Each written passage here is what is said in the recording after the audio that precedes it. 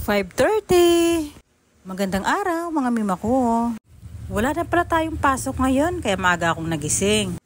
Kagabi pa pala naisip ko yung mga labahan ko kaya tinanggalan ko na ng mga hanger. Maaga nga rin pala umalis yung asawa ko kasi may pasok siya ngayon. Habang tulog pa yung mga junakis ko kailangan ko nang maglaba. Inaisa-isa ko na pala tanggalin yung mga damit diyan para hindi na pitas ng pitas.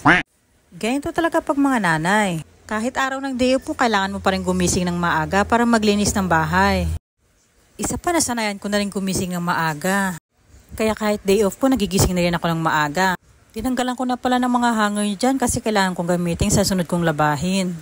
Minsan kasi 2 beses sa isang linggo kami maglaba para makatipid na rin kami sa tubig.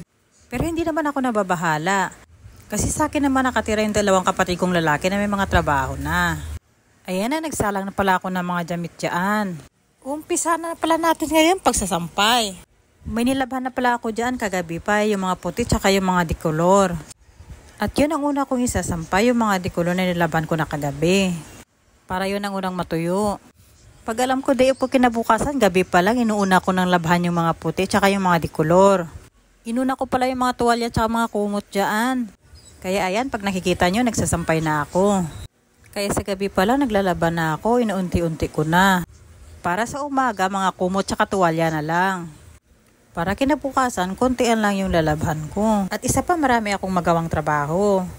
Pagkatapos ko pala maglaba, mamalengke pa ako.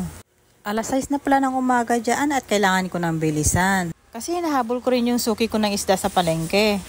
Kaya dapat maaga ako kasi pag tanghali na, wala nang matira.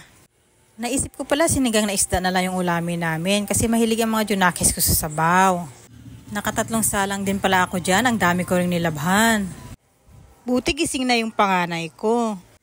Habang gising na yung panganay ko, pinagsaing ko na siya. At ayan na, malapit na pala akong matapos dyan. Kunti na lang yung sasampay kong puti. Dahil tinutulungan na rin pala ako ng panganay ko dyan. Para mabilis yung paglalaba ko. Yan ang hirap ng pagiging nanay pero masaya. Baliwala yung mga pagod natin basta inuuna yung pamilya, lalo na yung mga anak. Pag nagtatrabaho ka, may day off, pero ang pagiging nanay, walang pahinga, walang day off. Dahil ito ang trabaho na wala kang matatanggap na sweldo. Ito rin ang trabaho kahit may sakit ka na, wala kang rest day. Kahit 24/7 may gagawin ka pa. Ito rin ang trabaho na hindi ka pwedeng magkamali. Kasi magiging pabaya at masama kang ina. Ito din yung trabaho na hindi mapapantayan ng isang lalaki.